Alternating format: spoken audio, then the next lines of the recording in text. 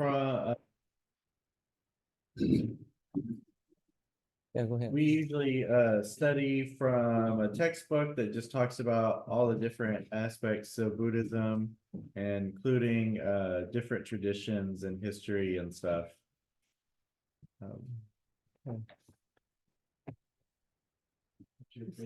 Yeah, sorry.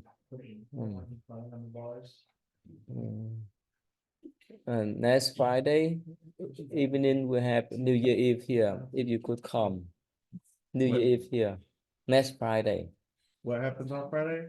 Next Friday evening, in the late evening, we have New Year Eve. The Lunar New Oh, I Year. didn't know. You didn't know that? I thought it was only on Sunday. Yeah, it's Sunday, but officially we have Lunar New Year Eve. Oh, nice.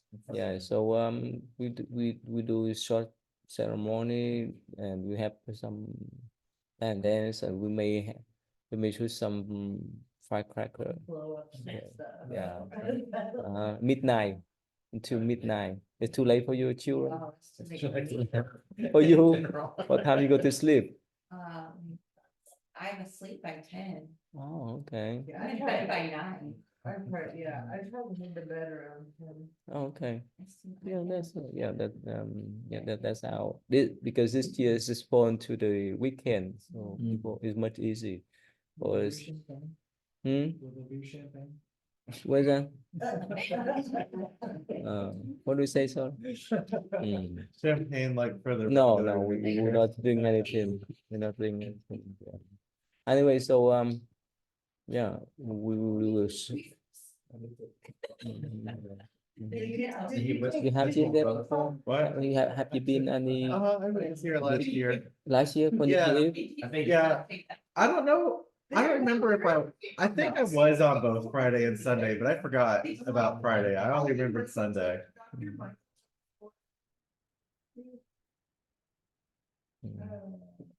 Yeah.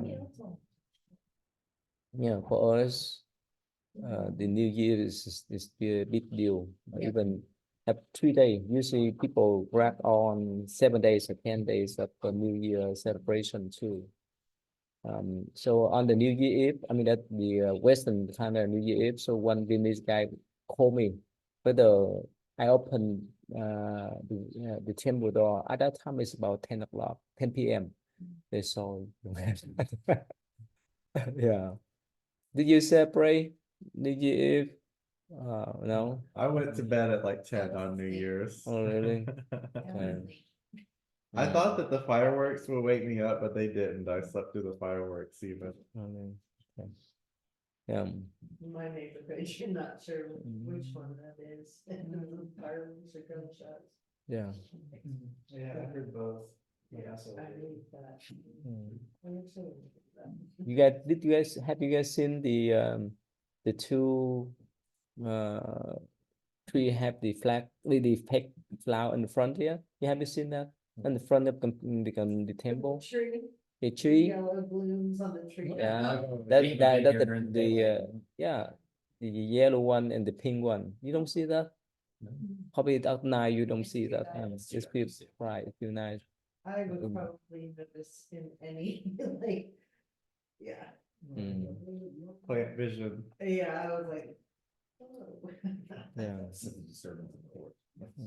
funny, Okay. that's not what grows there. Okay, so let's just move on then. Yeah, thank you. Move on. So it's more.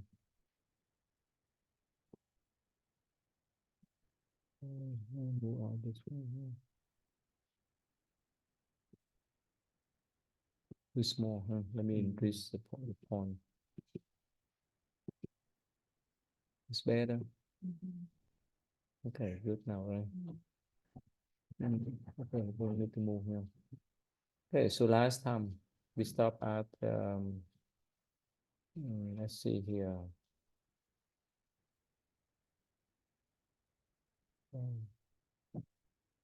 So we read this part. Yeah, we did, right? Yeah. We did this part. Yeah. Okay, this one, how about this one? Yeah, okay, I think we just after this one. Yeah, Miss Kristen, you might read, please. After Avalokiteshvara, who is universally worshipped and has even found his way in the Theravada countries, the next most popular bodhisattva is Manjushri, pleasing splendor. Considered to be the bodhisattva of wisdom, Manjushri is normally shown holding a book and wielding a sword. The book is emblematic of knowledge, and the sword represents the power of knowledge to sever the fetters of ignorance. So, Manjushri is venerated by scholars in order to improve and the ability to master Buddhist. Mm. Um, so last week we studied Avalokiteshvara. And the Bodhisattva of compassion. And then the next most popular one is Manjushri. And the way you can tell this Bodhisattva is because he is holding a sword and a book that represents knowledge, and the ability to memorize Buddhist texts. See the front, right? Mhm. Do you recognize them? Yeah. Hi, Rubaya. How you been? I'm good. How are you? Sorry I'm a little late. I just got off work, but I am here. So, you done with your test, right? You start the semester, right? I start the semester in about 2 weeks. Oh, really? Yes, sir. Yes, sir. Okay, so let's move on. This is the idea. It's just pretty tough, but understandable. Yeah. Jerry, you want to do this? No idea better defines the uniqueness of Mahayana thought than that of Shunyata Yeah. or emptiness, a notion at once alarming, confusing, and mysterious. The concept can be found in nascent form in early Buddhism, the doctrine of non-self or anatma, which holds that each individual is empty of any permanent fixed identity. Okay, stop there. You can stop. It's talking about how the concept of the non-self is important to Mahayana Buddhism. Yeah. You know the five arrogant in Buddhism? You know, can you spell them? There's like form and thoughts and habits and perceptions and feelings. Are those those? Yeah. All of them? Yeah, we discussed last time, right? This one here.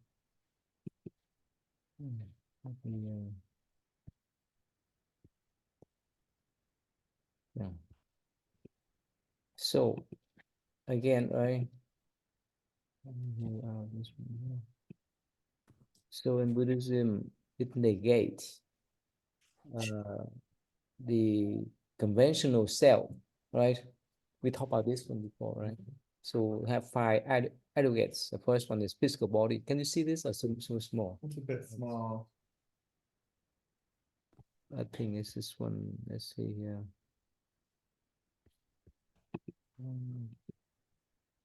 Can you see this? This okay? So the first one is the form. This is the body, right? And the second one is the feeling, good feeling, bad feeling, right? And neutral feeling. And perception is mean thinking, right? A good feeling, good thinking, bad thinking, a neutral thinking. Formation of the thought and the feeling, or the habitual patterns. Habitual pattern of the thought. And the last one, the consciousness. We talk about A-type consciousness. So again, in Buddhist view, the Buddha negate them so that we would not attach to them. so that we can work on our pure nature, intuition. That's what about. That's why you say that in the emptiness form is just, with the doctrine of non-self to negate the self, so that we can let go of the attachment and work on, or to not develop but to invoke our pure nature, our intuition. Yeah.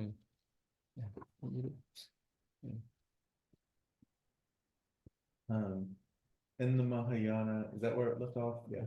In the Mahayana, the adjective shunya or empty is expanded and considered as a religious quality in itself, expressed by adding the abstract suffix ta, resulting in the word shunyata, which translates as emptiness or void. The profound conclusion was reached that all phenomena, even the very concept of such things as phenomena, are characterized by this quality of lacking, being empty of, or any ambiguous, permanent identifying mark. And it is this lack that is the actual key to understanding the religious truth about phenomena. Thus did emptiness come into being, a new expression of the ultimate truth of existence. Mm. Mm.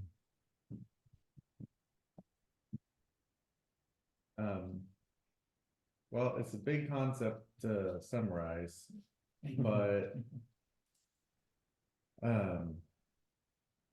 it's like the real truth of reality, everything, when you get past all the illusory parts of everything, there is there's like, it's not form, it's not thought or feelings or perceptions or patterns. There's something else, the shunyata, and it's not even emptiness the way you would normally think of emptiness. Like if you think of like an empty jar, like there's still something in it that's air or like, whatever, but it's like a profound kind of emptiness that's just like the ultimate like clarity. And it's what's like in everyone and everything that's like behind the illusions, like under all the illusions, like beyond it all. Mm. Yeah, let me share with you one short article that explains about the Buddhist emptiness idea. Is mm,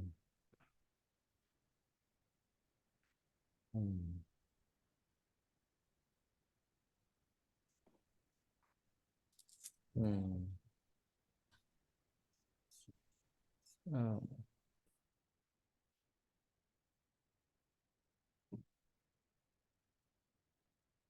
okay. Oh, this one here. This one I read many times. So here, oh, too small. Too small. Oh, um,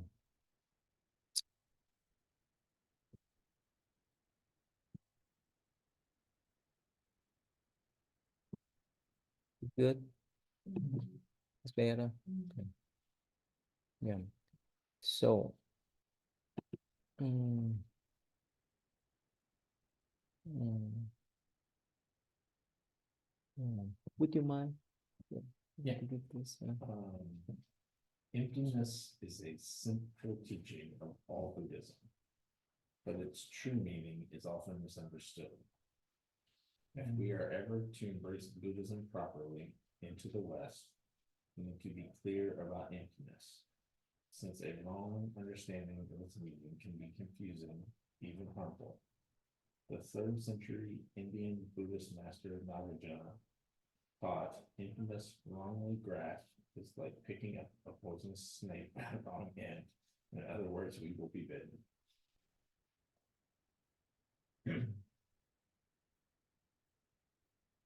yeah, we can do. We keep going. Emptiness is not complete nothingness. It doesn't mean that nothing exists at all. This would be a nihilistic view, contrary to common sense. What it does mean is that things do not exist the way our grasping self supposes they do. In his book on the Heart Sutra, the Dalai Lama calls emptiness the true nature of things and events. But in the same passage, he warns us to avoid the misapprehension that emptiness is an absolute reality or an independent truth. In other words, emptiness is not some kind of heaven or separate realm apart from this world and its worlds. Too much? Is this okay? You understand, right? Oh, yeah. Yeah, can you follow? Yeah, you can Just keep going? understand. Yeah, keep going. Okay. Yeah. The Heart Sutra says all phenomena in their own being are empty. It doesn't say all phenomena are empty. This distinction is vital. Own being means separate, independent existence. The passage means that nothing we see or hear or are stands alone. Everything is a tentative expression of one's seamless, ever-changing landscape. So though no individual person or thing has any permanent fixed identity, everything taken together is what Thich Nhat Hanh calls interbeing. This term embraces the positive aspect of emptiness, as it is lived and acted with its sense of connection, compassion, and love. Hello. Think of the Dalai Lama himself Yeah, and the kind of person he is. yeah. Generous, People. humble, smiling. There's and no loving. call you can. And we can see that a mere intellectual reading Oh, of emptiness yeah. fails to get Yeah, at it's its no call. practical, joyous quality in spiritual life. So emptiness has two aspects, one negative and the other quite positive. Yeah, you understand this now? Can you summarize this? This process is very important, right? Yeah, it's. So, hello? Yeah. It's like emptiness. Yeah, right. It's heavy. Tối Yeah. nào đang dạy thì tới Yeah. chùa thì đang dạy tới đi. Yeah, after I finished trying to summarize it Yeah, out, please like, go ahead. Can you summarize? oh, well, I was gonna let him try. I was Yeah, about to say, please. when I tried to do it, I did my best Oh, okay. in brief, But but it's like the whole dependent, can I explain Yeah. dependent origination? Yeah. yeah, it's a lot, yeah, the dependent origination is the big part of it. It's, yeah, because I mean, that's sort of what, when Thich Nhat Hanh talks about Mhm. inner being, that's what he's kind of talking about, is that like. Everything is made up of everything, and we're, Mhm. Yeah. like, and so distinctions between things are kind of pointless. At the end of the day, and that's why there's no self, because there's no real solid anything. It's all just this massive thusness that we all are kind of wrapped up in. Connection, Yeah. right? We connect each other. There's no permanent self in conventional way. But when we talk about the ultimate sense, we have that pure nature within ourselves. So in the conventional way that, this laptop is just the conventional way that we call the laptop, or the table, but they are components. They have all kind of components come together that we call the table, laptop, even a body. So that's what we call empty of the permanent self. That's what's the meaning. You understand now, right? Right. Is that the same, that's the same almost though as basic goodness, or is that different than basic? What is that? Basic goodness. That's different. When we talk about here, we talk in the conventional way. When Buddhists view about this emptiness, that try to negate the permanent self in conventional way. But when we talk about the ultimate sense, that everyone has a good nature, have pure nature, awareness nature there, or what we call the intuition, right? Yeah, we have that kind of intuition. We can use that term, much understandable. So that intuition that go beyond the word expression, go beyond the thinking too, right? When we see something, oh, on the spot, we know that. It's much faster than our mind processing the word that we try to pick out. Oh, this is pencil or whichever. So that what call intuition then. Yeah, in the ultimate way. Yeah, and that everyone has that type of intuition, but in conventional way, the Buddha try to negate those permanent cells so that we can work on that intuition. Make sense? Mhm. That's what about. So in conventional way, well, we recognize as there's no permanent cell, so that we can see what Thích Hằng say, that interbeings, that means we connect each other so that we don't harm each other. It makes sense now? Otherwise, many people they have big cell, what we call selfishness, right? Everything is for them. If it benefits them, they will do. Otherwise, they will harm others. Or the way they don't do. Yet, Rubiya, you want to ask anything? Yeah, okay. I understand like the concept of impermanence and everything kind of being impermanent, including ourselves, we're always changing, yada yada yada. But I still cannot like grasp this like emptiness concept. Like I have the impermanence down, but I just keep reading it over and over again. But it's just like it's not really like That's stick. that's normal. It's normal because many people have misconception about this concept. So one more time, emptiness of permanent cell. Does it make sense to you? That's what emptiness about. That means there's no real, no permanent cell. It makes sense now? Right here. It say here, all phenomena in their own beings are empty. It doesn't mean that all phenomena are empty. That's different, right? So let me put this way, we don't own this body permanently. One day we have to go, have to let go of this physical body. Yes, this is my cell phone, but it won't last long for me the next 10 years or 1 year, I don't know. So we don't own this kind of things surrounding us, so that we can let go of them, or whenever something happen, we can handle much easy, and we see ourselves uh, interconnected, like interbeings there, so that we can help together. Make sense now, Rubaya? I still When you brought back up the quote all phenomena are in their own being are empty, and you tied that back to the impermanence, then like yeah, yeah. that helped it make a little bit more sense. Yeah.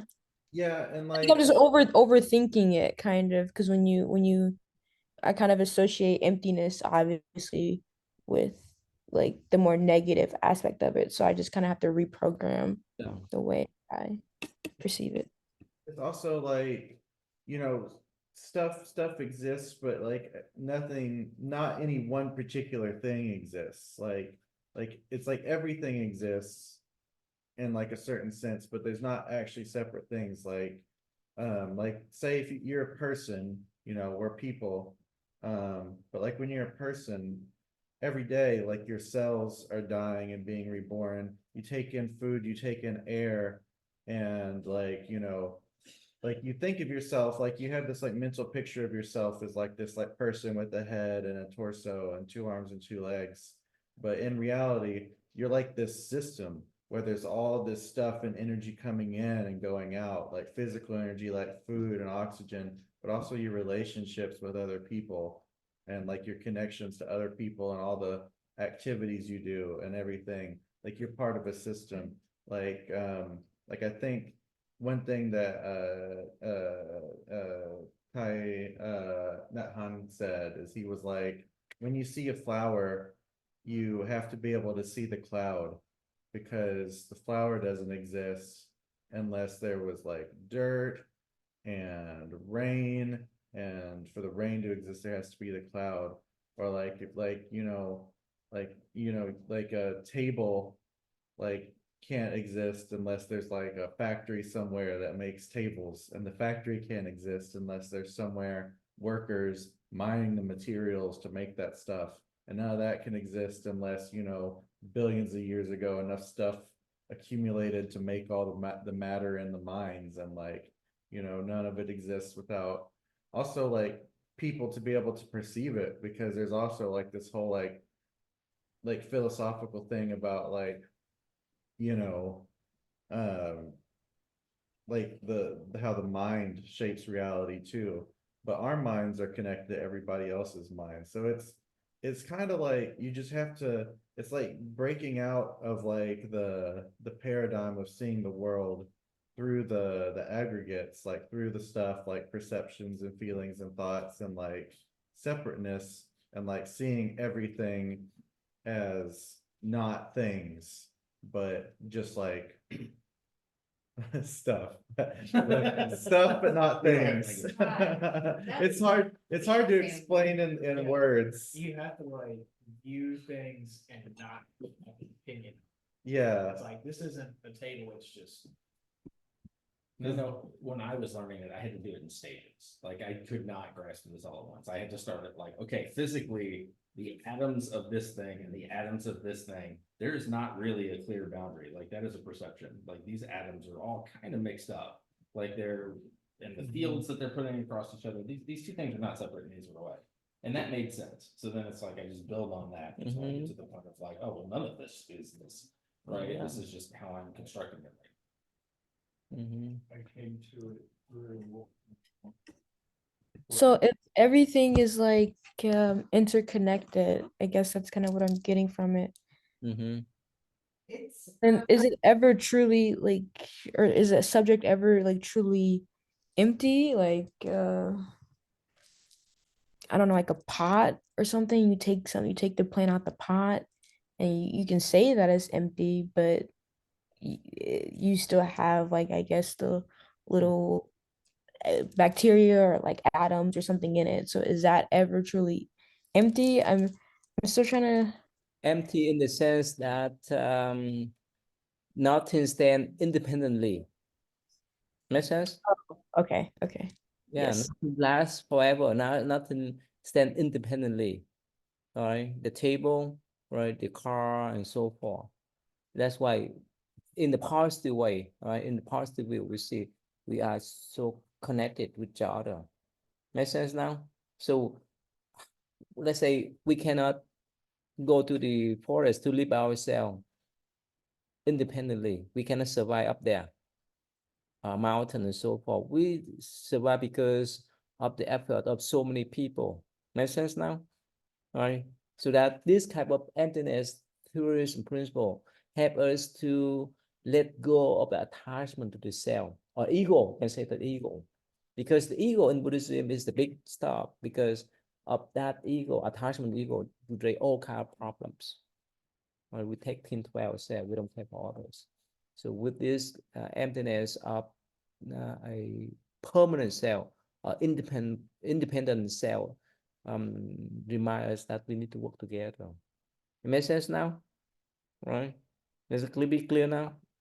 Okay. Yeah, Miss Kristen, you want to say anything more? oh, one, a definition or something that I like to think about it with emptiness is that it's the substrate from which all phenomena arises. So, yes, everything has no real inherent nature except this emptiness, which is yeah. interconnect and which Mm. any sorts of phenomena comes and goes.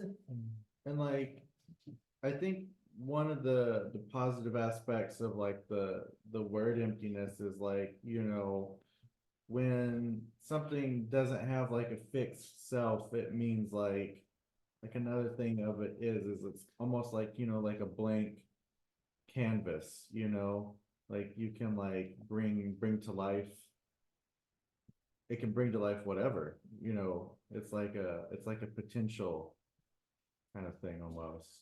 We are meaning makers.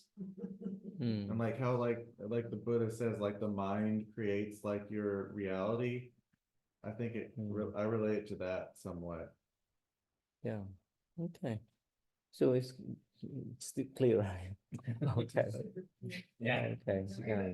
It's hard concept, but still, yeah. It's like something that you just like kind of think about on and off and just like revisit. And like I feel like the more I revisit it, the more that I appreciate it. And like it it's not something you have to think about all the time, but I feel like every time I revisit the concept, I feel like there's like different interesting ways to think about it. Well, there's some high level like meditation masters that are spending years contemplating emptiness, Mm. you know. So I that- mean, for us, yes, but like, yeah, I mean, it's something that can become very, very advanced with meditation practice and training and wisdom. But that's, Yeah. you know, I think that's probably not. Okay. Okay, the concept of emptiness was first developed in the Prajna Paramita, Perfection of Wisdom Sutras, where it was argued that the truth of the world is beyond dualistic distinctions. These texts refuted the position taken in the canonical Abhidharma, which explained the lack of an unchanging self in the individual by positing a temporary conglomeration of individual components that are themselves substantial and identifiable. The conceptual mistake of the Abhidharmists was to replace the essence or self of a person with a multitude of minute essences, which still implied that the world as perceived should be accepted as real. To Mahayana thinkers, these individual components called dharmas, not to confuse with the Dharma, the body of the Buddhist teachings, are devoid of any unchanging essence as the individual. Mm. I don't know what it means. Dharma is called phenomena. That's what means phenomena. Yeah, Dharma is different from without S. That means the Buddha teaching. That's different from.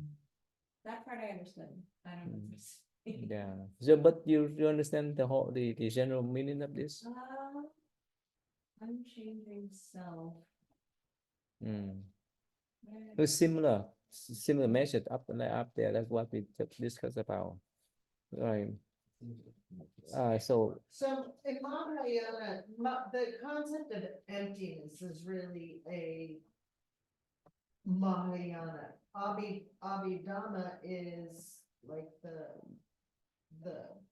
last part of the Pali the commentaries of Buddha Sutra. Someone, but that focuses on like teachings like of the body decomposition, vipassana practice, removing your like craving and all this stuff from your body.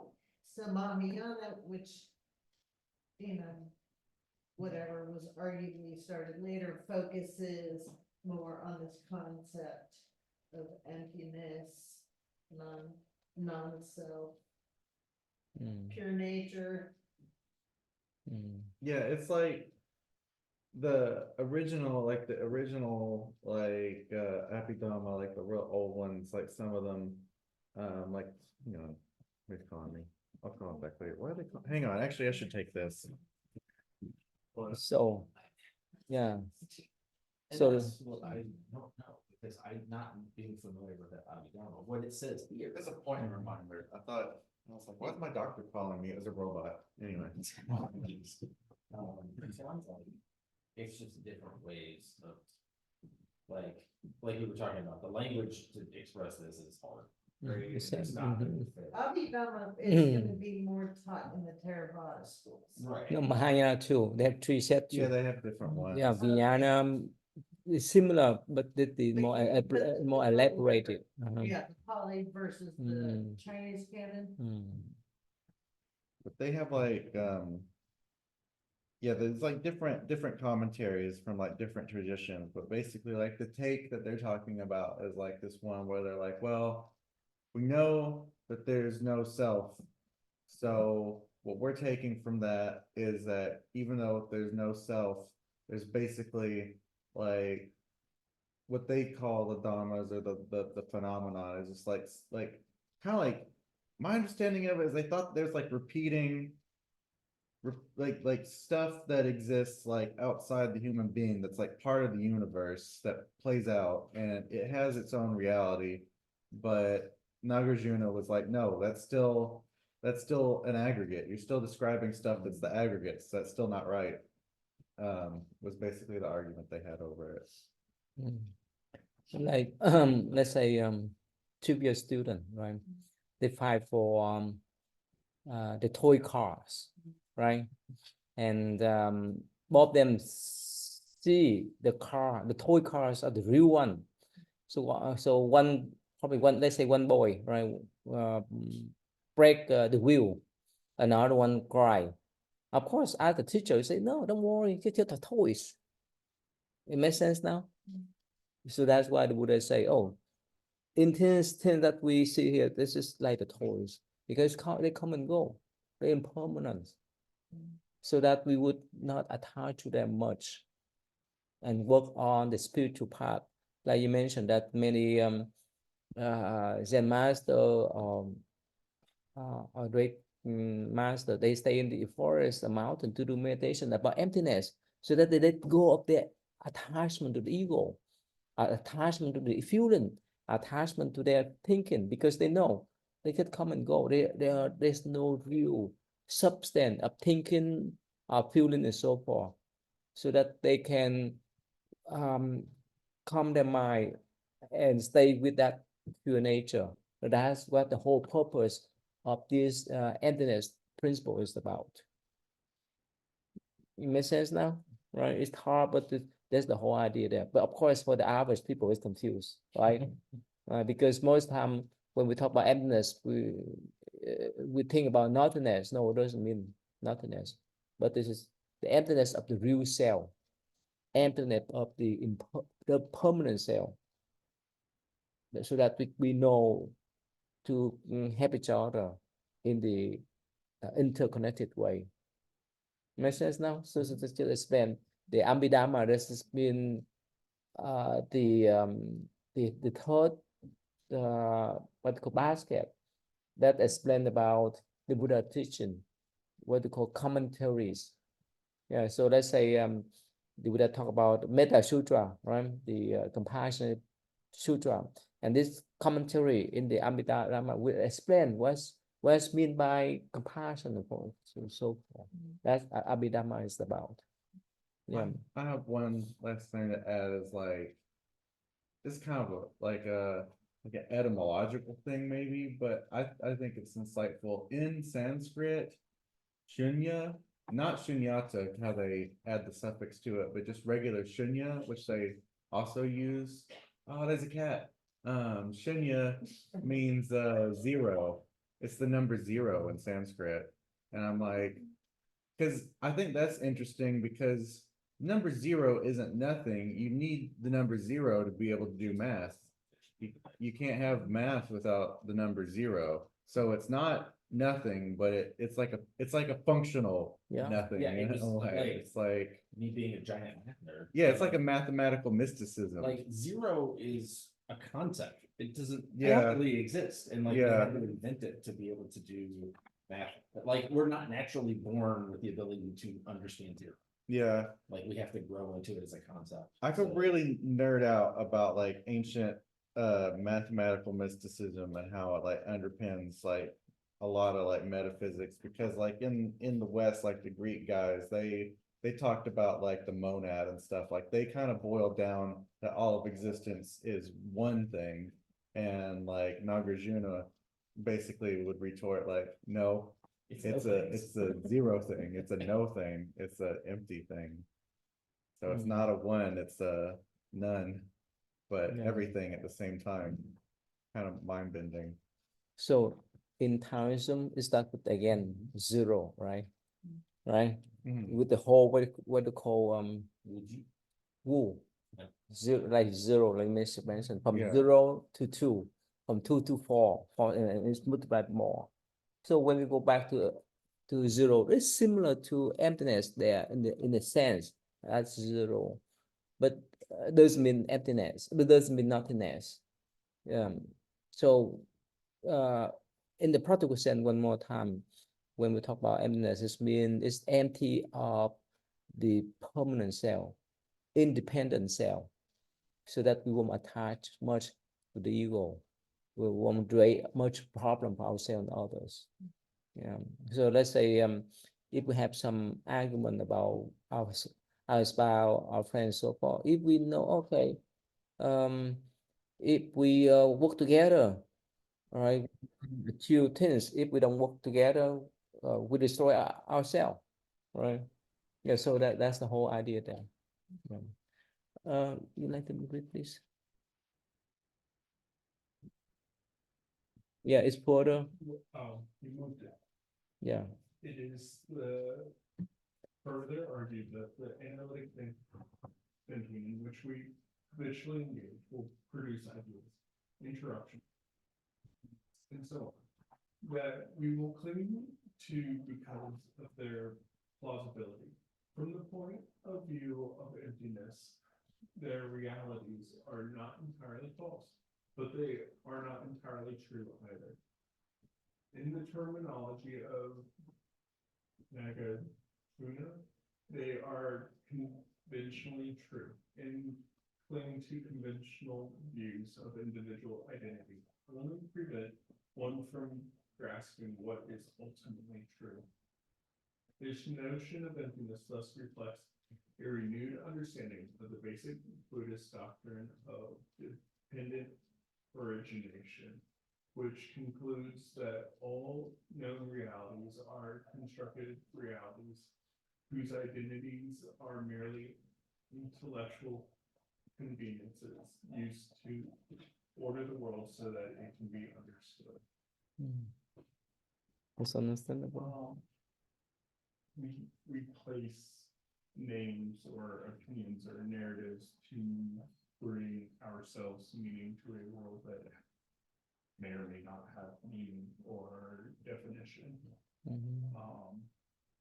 There's a really great book by Tracker, and he brings up a great point of this concept of emptiness and no mind, independent origination of looking at tracks.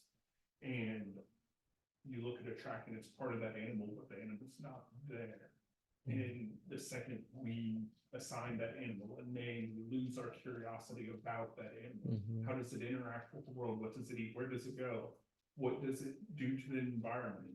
You know, and these conversations then grow of like, if a bird eats a raspberry, does it propagate the raspberry? Now that's food for me and the animal.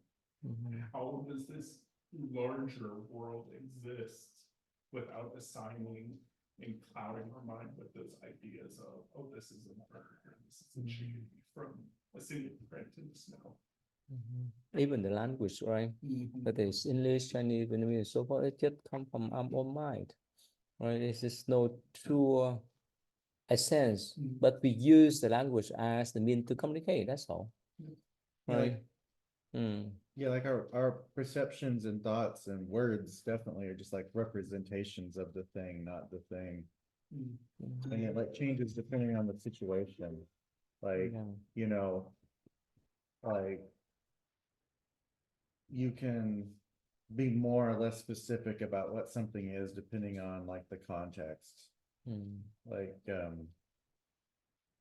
if you could just talk about the temple, you could be like the temple, you know, and mean that like everybody in it, or you could mean like the building, or you could mean like the community of the temple. Or if you're like some kind of robot, you could be like, it's 100,000 bricks and like whatever. Okay. Yeah. Yeah. Rubaya, you like to read the next paragraph? Sure. When the truth of the empty nature of all identities or categories of identity is realized, then ordinary distinctions such as pure slash impure, good slash bad, attractive slash unattractive, even me slash you become meaningless. The emptiness doctrine liberates us from the distorting impact of the prejudice which accompany opinions. Liberation is found at the point at which identities disappear, where there are no interpretations or judgments, where the self and the world are seen for what they are, not for how they relate to our preconceived categories of how we think things are or should be. You understand now? Yeah, Mm. basically,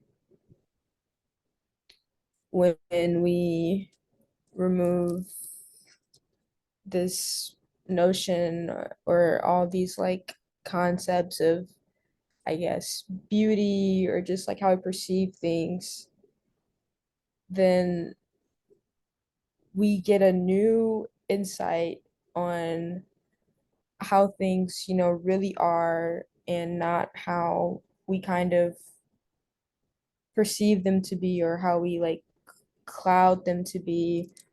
I don't know how to like Mhm. I don't know how to like I don't know how to describe it, but I understand. Okay. I understand. Okay. Let me share with you what they call the seven attitude of mindfulness. I shared with you before, right? So here, then this was developed by uh, Zambrakan. So he was a Buddhist monk in the Theravada traditions, and later on he went back to develop this type of concept, circular mindfulness practice. But he used, you can say, all Buddhist principle, let's put this way, non-judgmental. It's kind of emptiness too. And it's like the one that you just read, Rubeya. So when we have the notion of good, bad, beautiful, ugly, so forth and so forth, we play a while with those things, and we rate our problems. Or my side is right, your side is left. That's just conventional way to explain. But if we attach those things, good and bad, so we play around with those problems. So that's why non-judgmental is so beneficial for the, especially the one that do meditation. We let go of all the judgment, so that our mind can be free from those kind of judgment, good and bad, and so forth. Otherwise, in CBT we talk about that, right? Cognitive behavioral therapies, right? When a patient who have problem with depression, right, they come to talk with the psychologist, right? The psychologist would advise them, all right, now you have the negative thought about yourself, right? That's why they're depressed. So why don't you think in the other way, positive way of your life, right? Why don't you think in the positive side of your life instead of the negative side, right? Of course, that's what they call the cognitive behavioral therapies, but it's work for some, it doesn't work for others, because the more we think about positive side, about will, about life, the momentum that we may think about the negative side, because they are fighting each other, right? It's just swinging back and forth between positive and negative.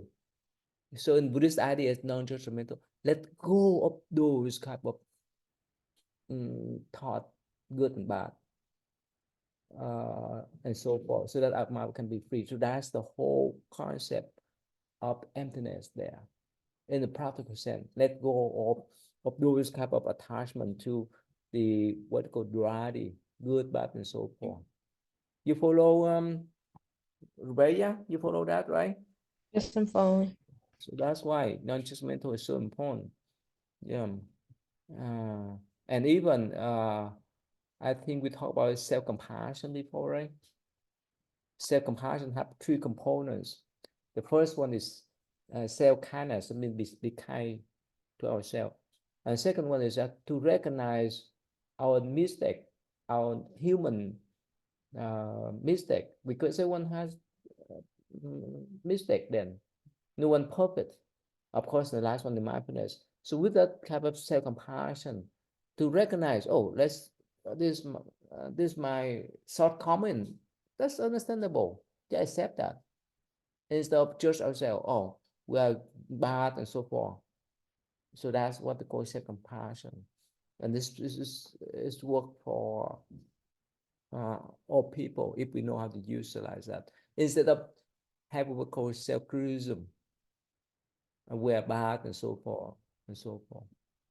Okay. How do you stay compassionate to like people that might have like not treated you the best or Yeah. done certain things to you? How do you stay? Because I think it's like easier said than done to like still try to stay under. Is that can you learn how to do that? Like how do you get in that headspace of still remaining Mhm. positive? Yeah, here we talk about that a lot, right? So when someone harm us, right? Of course, this is different idea, it's different principle from emptiness. So the importance is that especially in the book Buddhist Way of Life, Shantideva, he said that we need to develop compassionate toward that person, they want to harm us. Why? Because when they harm us, they create bad karma, and eventually the karma will follow them. They have to pay for that karma. That's all. So that we don't need to harm to fight back or to harm them unless we need to defend ourselves and others. But the best way is not to harbor any good and any anger toward those that harm us, because at the end they will pay their own karma. Yeah, so you seen some what do you call instant karma, right, on the YouTube, right? Someone cut off and somehow they have instant karma there. It makes sense now. You follow, Ruby? Yeah. And I guess through meditation, the hate or the negative feelings would just kind of slowly like dissipate, would it? Or You let go of all thought, whether it's good or bad, so that your mind can be free from them. So you can be free from all kind of concept, good or bad. Probably good for here, probably bad for others. Bad here, but probably good for others. Well, it's also like a muscle, and so in a certain respect, Buddhism does have a way to train that muscle, that compassionate muscle to be stronger. So the more you study Buddhist principles, the more inherently you're going to be compassionate. And then there are a number of like daily practices, I mean, huge varieties of practices you can do to specifically grow that or remind yourself to be more compassionate. Yeah, I used to give this example. I think I told this before too. So in Vietnamese Asian traditions, when we eat together, we need to make the noise.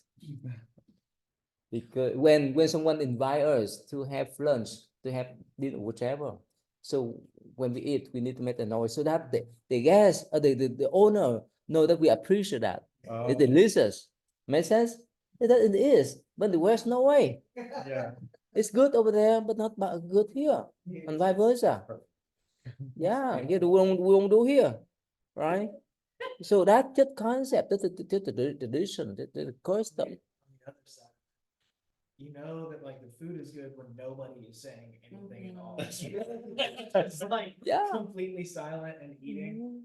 It's not that everybody's having a bad time. It's just the food is so good, nobody can. That's why yeah, certain people have different views, right? This we cannot say, oh, they're wrong, we're right. Or we can say, oh, you're wrong, I'm right. Right or wrong, it's just the uh, just the notion in conventional way. It's not the absolute right? So, and of course, right,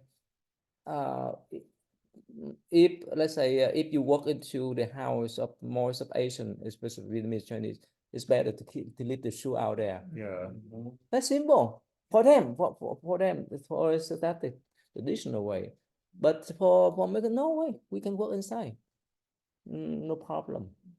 So that's to see that you understand. So good here, bad there, bad here, good there. So it just depend upon how we see, depend upon how we live in that condition, that tradition and culture. That's all. I have one more thought about Rakaya's question. Like, I've mentioned it before in other classes, but I don't think she was here. But I always think about that story where the in one of the Buddha's past lives, when he was a bodhisattva, there's like some king who like cut him apart, and like the Buddha didn't even get mad about it. And he explains, he's like, I didn't get mad when the king cut me up, cut my body apart, because I wasn't attached to the body, because I know that the body is not like I'm not attached to my fixed self, and or even the perception of pain or whatever. And also, I wasn't mad at him because how could I be mad at him when I know he also doesn't have a fixed self? It's kind of how I understood the story. Mhm. Yeah, let's say if you visit Vietnam or China and so forth, right? When you talk people, if you look straight toward their eyes, it implies. Really? Yeah. Oh, I didn't know. Yeah. Reese was alone. Well, you're not supposed to, especially, let's say, especially if you're a student, you're not supposed to look directly to the eyes of the teacher because it's implies. But of course, I have a question. I'm sorry to interrupt. yeah, please. I read that some people live Buddhism as like a lifestyle, and then there's some who does it as a religion. And I want to know if you can go in more depth in that. Like, how do you live it as a lifestyle rather than a religion, or the opposite way around? Well, I know there's people, they call themselves like secular Buddhists, where they don't believe like, in like the literal rebirth or anything like that. They just like focus on like the morals and like the meditation practices is, I guess, pretty much what you're describing. Yeah, Because I mean, even if you don't believe in like all the stuff, like the meditation and morals are still helpful. That's a lot of people. yeah, it's secularbuddhism.com. You can also find them on YouTube. And that's like, maybe a Western, secular stripped down version of Buddhism without, the Asian culture attached. That's how I first learned about Buddhism, was their videos on the Eightfold Path and Okay. I I mean, it's it's good content, I think. yeah, it's really well made. Okay, so we learned the hard concept today, right? Some practical sense. All right, so thank you. Yeah, thank you.